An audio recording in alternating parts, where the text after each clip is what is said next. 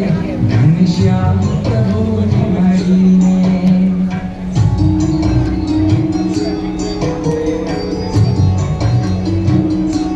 તમે થોડા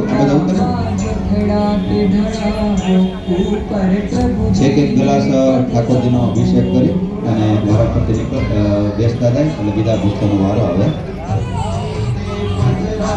સાથે અમારે મુખ્ય યજમાન એવા નિકુંજ યજ્ઞના મુખ્ય યજમાન છે નિકુંજ રામોજા આવશે, ભરતભાઈ તથા નિલેશભાઈ એ પણ આવશે, મયુર મોદા પણ આવશે, મનોજ હિરપરા પણ આવશે,